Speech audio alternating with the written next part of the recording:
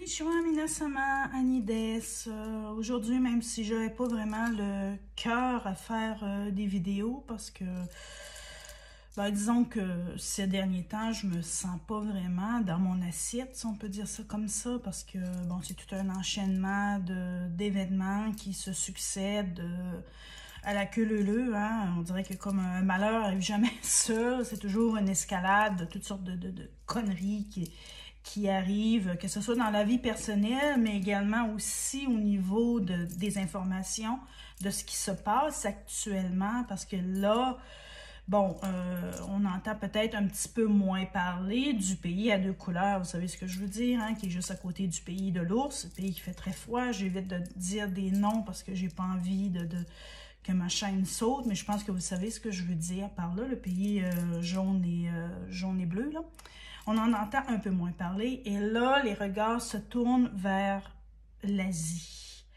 Parce que cette semaine, vous savez, la dame, là, que quand elle parle, on dirait qu'elle va perdre son dentier à chaque fois, là, elle est tellement âgée qu'il n'y a plus rien qui tient, on dirait, sur son visage. Elle est allée mettre son nez où il ne fallait pas du tout aller. Et là, ça commence à dégénérer. Je ne sais pas si vous, en France, au Québec, en Belgique, en Afrique, du moins dans les pays francophones, qu'est-ce qu'ils vous disent aux nouvelles? Parce que moi, je connais plus personne. Oui, bon, je suis francophone, mais je connais plus personne du tout.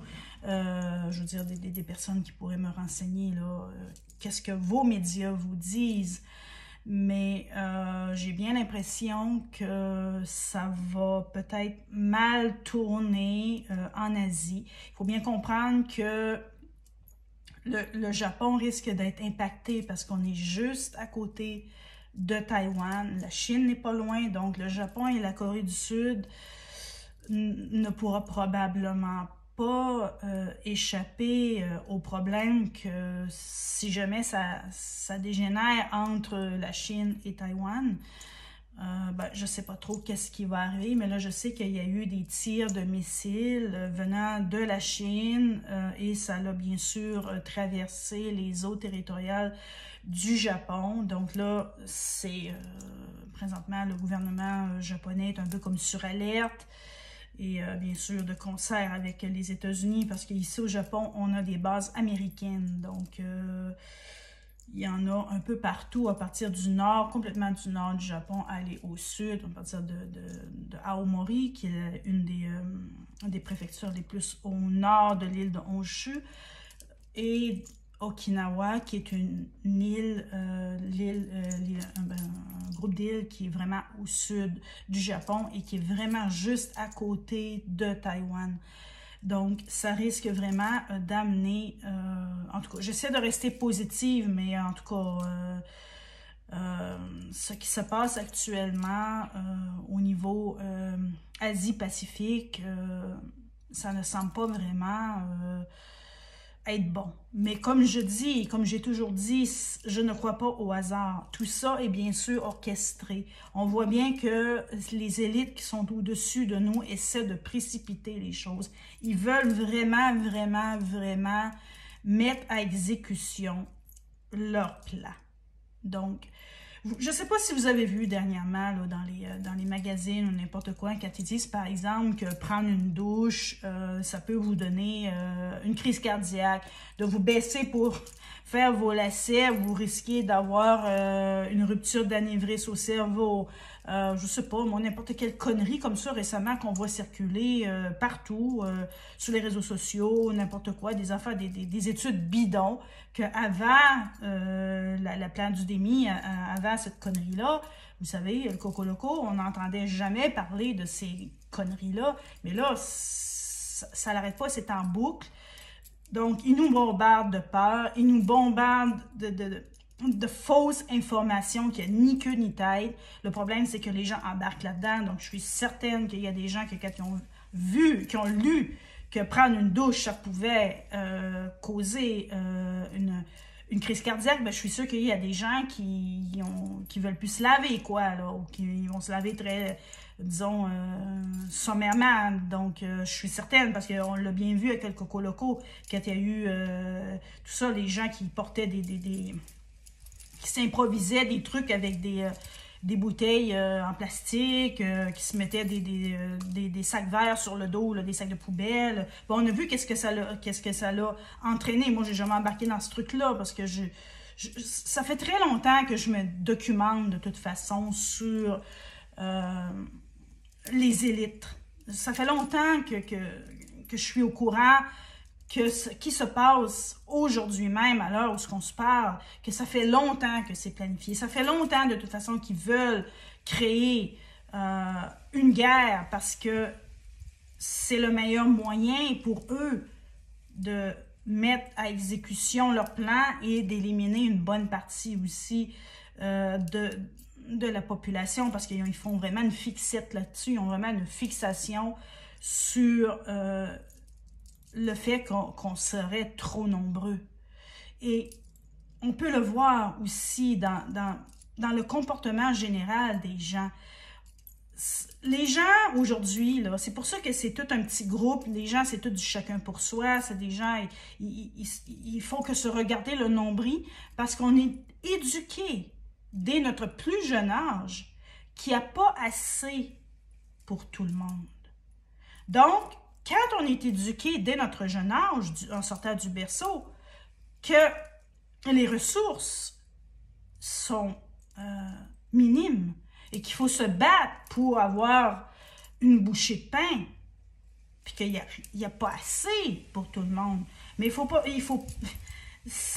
c'est pour ça que les gens, dans le fond, font que se regarder le nombril, puis jamais ils vont lever le petit doigt pour personne, même dans une propre famille. Parce qu'on est conditionné à penser comme ça. On est conditionné à penser que l'abondance, ça n'existe pas, puis qu'il n'y a pas assez de ressources pour tout le monde. Ce qui se passe présentement au niveau mondial, c'est un peu le reflet aussi de tout ça. Pourquoi essayer de toujours vouloir aller empiéter de force sur le terrain des autres? Parce qu'on pense que, de toute façon, sans la force, on ne pourra pas avoir notre part du gâteau. Donc, c'est toujours un rapport de force, c'est toujours la compétition, c'est toujours la manipulation, c'est toujours la violence pour essayer d'aller chercher, autrement dit, ta part du gâteau ou de ta place. Donc, la guerre, c'est ça, et c'est pour ça que les élites veulent continuer à nous conditionner là-dedans. Parce que en pensant comme ça, ils peuvent nous contrôler comme ils veulent. Ils peuvent déclencher des guerres, ils peuvent déclencher des pandémies, ils peuvent déclencher tout ce qu'ils veulent. À partir du moment où le bétail, la masse, elle est conditionnée, elle est prisonnière d'une matrice, elle est conditionnée à avoir une façon de penser, que la masse fonctionne toutes de la même manière, c'est comme ça qu'ils peuvent arriver à leur fin. Puis c'est pour ça que là, tout s'escalade vite, vite, vite, une affaire après une autre, parce que là, ils savent. Ça fait depuis à peu près, disons les 30 glorieuses, après la Deuxième Guerre mondiale, ils ont essayé, ils n'ont pas essayé, ils ont réussi, parce que regardez ce qu'on en est aujourd'hui. Le fait de nous... On pense souvent que c'est pour notre bien-être qu'on est aujourd'hui, disons, dans une certaine forme de confort, qu'on a, surtout dans les pays du G7, disons que, l'extrême pauvreté, on l'a éliminé parce que, il y a des mesures sociales pour aider les gens. Comparativement à d'autres pays qui ne sont pas membres du G7 et qui sont ce qu'on appelle communément le tiers-monde, notre standing de vie est beaucoup mieux. Donc, on pense que c'est pour notre bien qu'ils nous ont donné cette chance-là de pouvoir nous émanciper, de pouvoir avoir un certain standing de vie. Mais d'un autre côté, si on regarde en dessous de ce confort-là, comment ils ont conditionné la société à l'individualisme égoïste. Parce que moi, je suis pour, autrement dit, l'effort au mérite. Mais l'effort avec le mérite, il faut quand même qu'on soit dans un environnement honnête. Aujourd'hui, l'effort au mérite n'a plus vraiment sa place parce qu'on est dans une société de compétition. On est dans une société où ce que les autres vont te pousser à partir du moment où ils voient que tu es un peu plus faible. Ils vont te pousser pour prendre ta place parce qu'ils pensent de toute façon qu'il faut qu'ils le fassent comme ça parce qu'il n'y a pas assez. Donc, ils nous ont donné un certain confort. Par contre, ils nous conditionnent à l'école. Ça commence à l'école, sur les bancs d'école, que la vie, c'est la compétition. La vie, c'est la guerre.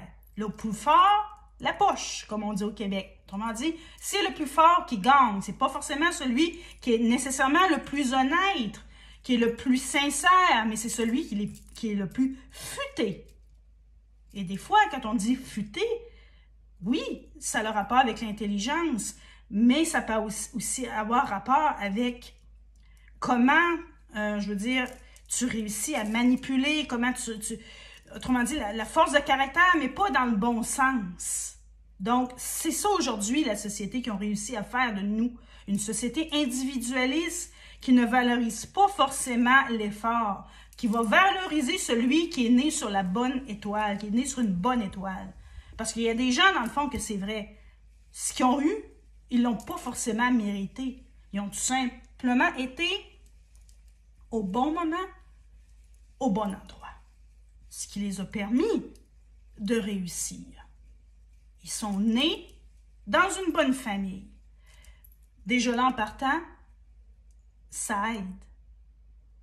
Une personne qui naît dans une famille dysfonctionnelle, qui est placée en centre d'accueil, qui à 18 ans, il est mis à la porte, n'aura pas les mêmes chances qu'une personne qui est née dans une bonne famille, bien nantie, que les parents, c'était des personnes saines d'esprit, avec de l'éducation, qui comprenaient comment éduquer des enfants, qui ont donné leur 100% pour leurs enfants, qui en ont fait aujourd'hui des médecins, des avocats, tout ce que vous pouvez imaginer, parce que les parents se sont investis dans leurs enfants. On ne peut pas comparer, mais les enfants, on ne demande pas où naître.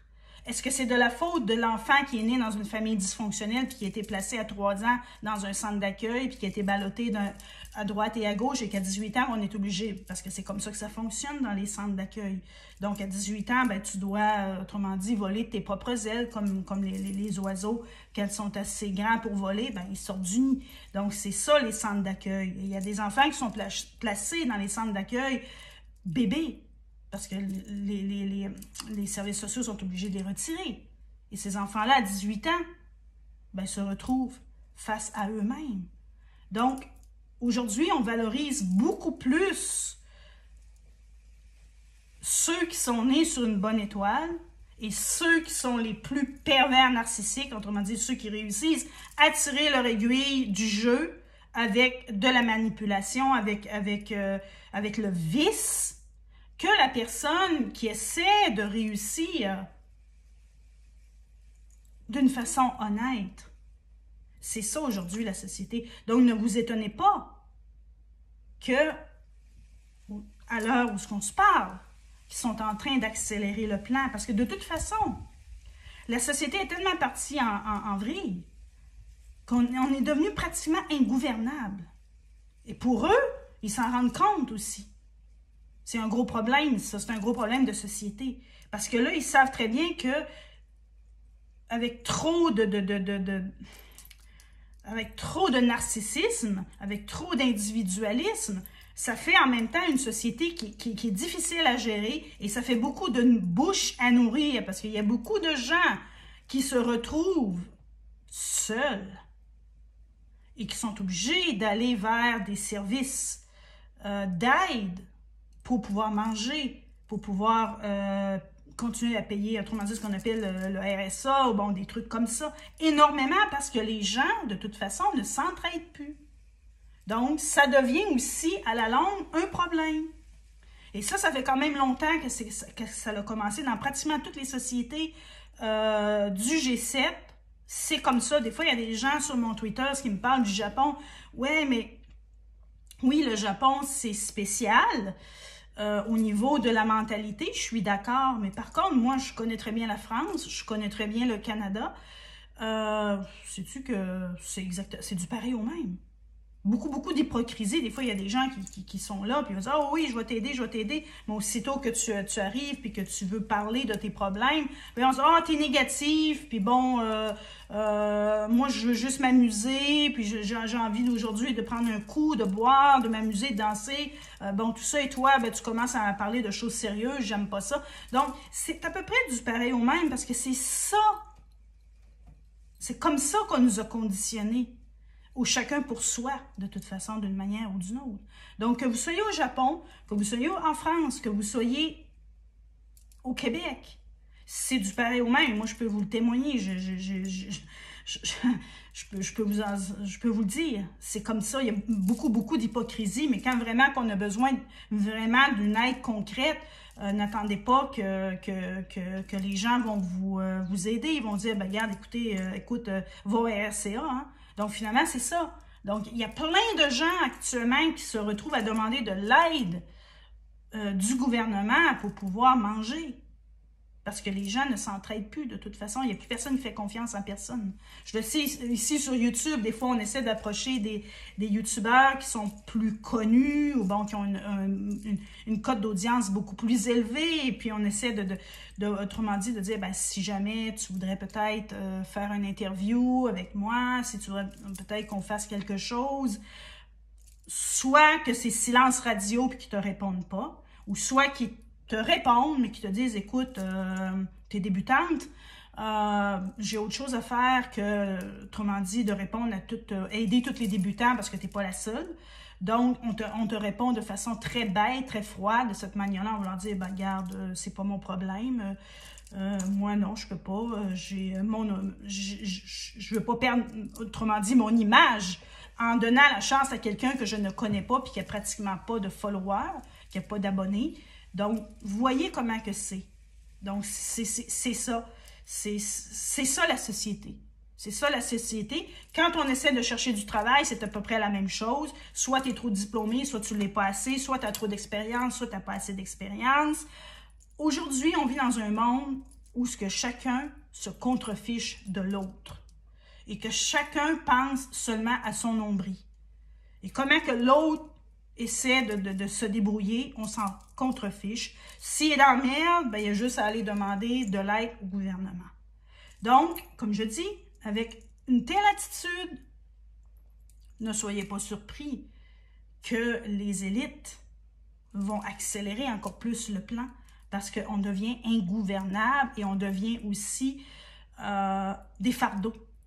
Il y a trop de gens qui se retrouvent avec aucun moyen de survivre et qui n'ont aucun choix que d'aller demander de l'aide au gouvernement. Donc, ça, c'est un gros problème. Si tout le monde pouvait se tenir les coudes, si tout le monde pouvait s'entraider les uns les autres, on n'en serait pas rendu là. Si pendant le début du Coco Loco, les gens avaient refusé d'aller se faire la pique-pique, que dès le départ, qui auraient refusé de porter la muselière, on n'en serait pas rendu là. Il n'y aurait jamais eu de soignants suspendus. Il n'y aurait jamais eu de travailleurs, parce qu'on pense qu'il y a juste les soignants qui ont été suspendus. Non, beaucoup de gens qui travaillent dans le privé ont été suspendus aussi. Parce qu'il faut bien comprendre que dans le privé, on est à la merci des clients. Ceux, autrement dit, qui font vivre l'entreprise. Un patron d'entreprise, ben, il va écouter ses clients avant d'écouter ses employés. Si les clients, je vous donne un exemple, par exemple, une école privée. Si les parents qui payent pour envoyer leurs enfants à l'école, à cette école privée-là, que les parents exigent que les professeurs portent des FFP2 et qu'ils aient une preuve de pic-pic à jour, qu'est-ce que le patron va faire? Si il s'y oppose, ben, c'est pas compliqué. Les parents vont dire, bon, on va aller voir ailleurs. Parce qu'il y a beaucoup de compétition là-dedans. Il y en a plusieurs écoles privées. Dans le public, ben, je ne sais pas, là, en France ou au Canada, je pense que le public, je pense que c'était plus dans le privé, vous, que vous aviez plus de liberté. Puis je pense que c'était les fonctionnaires ou ceux qui travaillaient autrement dit, dans les institutions du gouvernement qui ont eu des problèmes. En tout cas, si je me fie à ce que j'ai pu voir sur Internet. Mais ici, c'est le contraire. Quand tu travailles pour le gouvernement, automatiquement, tu es syndiqué et tu peux donner des raisons médicales ou n'importe quoi pour refuser quelque chose, religieuse aussi. Mais ça, c'est juste pour autrement dit, les fonctionnaires, ceux autrement dit, qui travaillent pour les écoles ou les hôpitaux qui sont régis par l'État. Maintenant, tout ce qui est privé, c'est complètement un autre paire de manches. C'est à la discrétion du patron, selon la clientèle qu'il a. Et s'il veut attirer plus de clients, de patients, par exemple, dans le cas d'un hôpital privé, il y en a beaucoup ici, des cliniques, des hôpitaux privés, et dans les écoles, ben, ils vont se fier à leur clientèle. Et là, c'est là qu'il y a eu énormément de coupures ici, c'est surtout dans le privé, parce que dans le public, on est protégé par les syndicats. Donc, ils ne peuvent pas congédier comme ça un fonctionnaire. Mais je pense qu'en France et au Canada, ça a été tout le contraire. Donc, je pense que chaque pays est différent et les lois aussi sont différentes. Mais ici au Japon, c'est quand même beaucoup axé sur... C'est à peu près pareil comme les États-Unis. Il y a énormément de privés. Donc, d'entreprises privées, que ce soit au niveau de la santé ou de l'éducation. Donc, c'est pour ça qu'il y a eu énormément de mises à pied. Et à partir du moment où tu refuses de porter un FFP2 ou que tu refuses de montrer une preuve, le fameux QR code, comme quoi que tu as eu 3 pic-pic, bientôt 4, parce que là, ça s'en vient, on va sur la 4e dose, ben, tu risques de perdre ton emploi dans le privé. Par contre, au niveau de l'État, des écoles publiques, il n'y a pas de problème, protégé par le syndicat, mais bon, dans les écoles publiques, oui, c'est un salaire régulier et tout ça, mais ça prend un autre emploi pour compenser parce qu'on ne fait pas vraiment assez d'heures dans le public. Et c'est toujours préférable d'avoir un autre travail pour pouvoir, autrement dit, joindre les deux bouts. Donc voilà, c'est un peu ça et c'est pour ça que je suis un petit peu ces temps-ci assez occupée pour essayer de me trouver quelque chose qui pourrait compenser pour ce que j'ai perdu récemment. J'essaie de regarder du côté d'Internet, mais c'est pas facile. Il y a beaucoup d'arnaques aussi. Il y a beaucoup il y a des affaires qui disent oui, on peut faire du travail par Internet, je sais pas, en faisant comment on appelle ça, des saisies de données, par exemple, ou des sondages, des trucs comme ça, mais la plupart du temps, ils ne payent pas. Donc, c'est de l'arnaque, et c'est souvent sur Internet, sur Instagram, ces trucs comme ça qu'on trouve ces affaires-là, puis ils disent, bon, c'est des relevés de données, c'est facile à faire, tu télécharges une application, puis tu peux commencer à travailler, puis tout ça, mais finalement... c'est donne comme des points, puis après ça, ben, après tant de points, tu peux, autrement dit, demander qu'ils te fassent un versement sur ton compte PayPal, mais finalement, tu reçois absolument rien. Donc, tu sais, c'est beaucoup d'arnaques comme ça sur Internet, donc il faut être très prudent là-dessus. Donc, c'est pas vraiment facile, mais bon, on essaye de garder le courage, mais j'aimerais pouvoir, peut-être éventuellement, parce que je sais qu'il y en a qui vivent de leur chaîne YouTube. Et je pense que je pourrais peut-être avoir un potentiel pour faire des choses. Si j'aurais une audience, disons, plus... bon, pour commencer à monétiser ma chaîne, j'ai besoin de 1000 abonnés. J'ai besoin de 1000 abonnés. J'en suis même pas à 400. Donc, tu sais, je suis même pas à mi-chemin encore. Donc, c'est sûr que c'est décourageant. Puis ça fait quand même un petit bout que j'essaie de percer là-dessus, mais il reste qu'à un moment donné, je suis un être humain, et puis comme tout le monde, je peux me décourager aussi, parce que c'est pas vraiment, disons que c'est pas motivant. C'est pas motivant du tout, là. Bon, c'est ça. Puis comme il y a beaucoup de gens qui m'ont dit, ouais, mais essaie de te rapprocher de certains youtubeurs eux, ils ont déjà une grosse cote. Oui, je l'ai fait, mais je me suis fait répondre aussi, hein, de façon vraiment disgracieuse. Ou j'ai eu un silence, autrement dit, un silence de glace. Donc, vous voyez ce que je veux dire. Puis il y en a même de toute façon qui le marquent clairement, s'il vous plaît, pas de sollicitation. Il y en a aussi qui le marquent clairement dans leur description de YouTube. Veuillez ne pas me solliciter, j'ai pas le temps de m'occuper de tout le monde. Donc, vous voyez un peu l'état d'esprit aujourd'hui. Donc, on a beau essayer de faire son possible avec les moyens qu'on a, bien souvent, on se retrouve face à un mur pratiquement insurmontable. On peut pas, autrement dit, on peut pas le passer par-dessus ce mur-là. Il faut vivre avec ça et puis il faut, autrement dit, se contenter de ce qui se présente à nous. Donc, on se dit toujours, ben, il y en a qui c'est pire à partir du moment où tu as un toit sur la tête, puis 2 repas par jour, c'est correct. Hein, tu peux dire, ben, je peux me contenter de ça. Donc, il ne faut pas trop aujourd'hui vouloir espérer trop, parce que je pense que là, on va se diriger vers des temps très durs. J'ai bien peur qu'il va y avoir une guerre, parce que les pions sont en train de se mettre en place. Certains disent que c'est peut-être un bien pour un mal. Peut-être que ça prend juste ça pour que les gens décident de changer leur mentalité de merde. Parce que moi, j'appelle ça comme ça, c'est une mentalité de merde, une mentalité crasse, une mentalité narcissique, égoïste, nombriliste.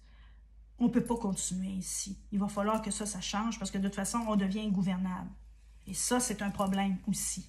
Donc,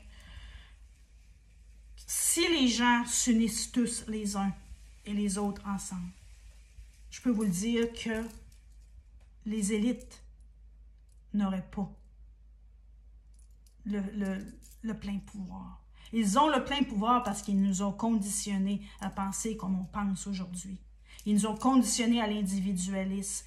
Ils ont fait qu'on a confondu l'effort, le mérite à l'effort avec l'égoïsme crasse qu'on voit aujourd'hui, avec l'esprit de compétition qui n'a rien à voir avec l'effort au mérite. L'esprit de compétition, c'est le plus fort qui gagne. C'est tout. Puis il y en a juste un. Tout le monde, il y a juste le gagnant. Mais on va pas vraiment s'occuper de ceux aussi qui ont fait un beau travail, mais qui ne sont pas arrivés, sont pas arrivés à la ligne d'arrivée. On va les ignorer, ceux-là. Parce qu'on glorifie l'esprit de compétition. Et moi, dès mon jeune âge à l'école, j'ai toujours été contre ça. Ça m'a toujours mis le moral à terre, cette espèce de comment on était conditionné à l'école à toujours être en compétition avec les autres. Et que ça fait naître la jalousie. Ça fait naître plein de comportements dégueulasses qui fait qu'aujourd'hui, la vie, c'est pas facile. Donc, c'est un petit peu ça que je veux vous amener à réfléchir. Et pour terminer, vous savez que pour la rentrée, j'ai vu circuler une info. Apparemment, ils mettraient des bracelets électroniques aux enfants dans certaines écoles en France. Ça sera un projet pilote. Je ne sais pas qu'est-ce qu'ils veulent faire avec ça. J'en ai pas la moindre idée. Apparemment, ça sera au niveau de la sécurité, de la santé, du rythme cardiaque, des trucs comme ça. Mais bon, si vous êtes parent, que vous avez des enfants, j'espère que vous n'allez pas encore embarquer dans le jeu. J'espère que cette fois-ci, vous allez vous lever debout puis que vous allez dire non, c'est non. On n'embarque pas là-dedans. Parce que le problème, c'est que justement, les gens embarquent dans tout et n'importe quoi. Ils écoutent tout au profit de la santé. Ils disent, ben, OK, si c'est pour la santé, c'est pour la sécurité, on va le faire. Alors qu'ils peuvent pas, ils ne voient pas un peu plus en avant en disant que c'est peut-être un piège. Projet pilote. Oui, projet pilote, ça veut dire qu'ils veulent faire une étude sur quelque chose. Ils veulent voir jusqu'où les gens sont prêts à aller dans la peur. Ils veulent voir si les parents de ces enfants-là vont réagir ou vont accepter que leurs enfants portent un bracelet électronique à l'école. Donc, c'est ça. Donc, j'espère que cette fois-ci, vous allez vous lever debout et que vous allez dire non. Parce que là, c'est bien beau, mais là, si les gens ne se lèvent pas tous ensemble, c'est foutu. C'est foutu. Puis avec le genre de société dans laquelle on vit, on n'est pas en 1930. En 1930, il y avait encore une espèce il y avait encore des gens qui avaient des valeurs, puis la Grande Guerre aussi, 14-18. C'était pas du tout pareil. C'est les 30 Glorieuses qui nous ont façonnés, qui ont créé cette société-là. Une société crasse, une société individualiste, égoïste, juste la compétition. C'est les 30 Glorieuses qui ont fait ça. Donc, si jamais tout part en couille, si jamais tout bascule puis qu'il y a la guerre, attendez-vous pas que vous allez vous en sortir comme en 39-45. Je ne pense pas. Je ne pense pas. Ça va être le chaos total. Hein? Ça va être le chaos total. Donc, j'aime mieux vous avertir. Donc, il y a beaucoup de gens qui disent « Ouais, mais la dernière guerre, les gens s'en ont sortis. Ouais, mais c'était pas du tout le même état d'esprit. Je tiens à vous le préciser. Donc, c'est le mot de la fin. S'il vous plaît, abonnez-vous. Partagez la vidéo. Mon but, c'est d'essayer de communiquer le plus possible avec mes followers, de vous expliquer un petit peu qu'est-ce qui se passe ici en Asie-Pacifique, le Japon bien sûr, mais je suis juste à côté de Taïwan, la Chine c'est un voisin, la Corée du Nord, Corée du Sud, c'est des voisins, je suis autrement dit dans la sphère Asie-Pacifique, oui Japon, mais je connais bien ce qui se passe aussi ailleurs chez les voisins. Donc, si jamais vous avez besoin d'une correspondante qui est sur place, qui peut vous renseigner, n'hésitez pas à me contacter. Ça va me faire un très grand plaisir de coopérer avec vous. Oui, je sais, je ne suis pas connue, mais ça prend parfois un petit coup de pouce. C'est pas, autrement dit, c'est pas ma tronche qui est important, c'est ce que j'ai à véhiculer comme message. Si vous avez besoin de quelqu'un qui est sur place au Japon, je suis là. Donc, c'est ça autrement dit, le message que je veux faire circuler. Donc, je vous dis au revoir et à la prochaine. Portez-vous bien et n'oubliez pas, c'est avec la résistance et c'est avec le non. Quand on dit non, c'est non, assez, c'est assez. C'est le seul moyen qu'on va pouvoir s'en sortir. Et bien sûr, l'esprit de solidarité. Parce que là, on est tous dans notre petit coin à se regarder le nombril en attendant qu'un miracle nous tombe du ciel. Alors que c'est pas ça. La vie, c'est pas ça. Des miracles, ça n'existe pas. Je ne crois pas à ça. Donc, voilà. Au revoir. À bientôt.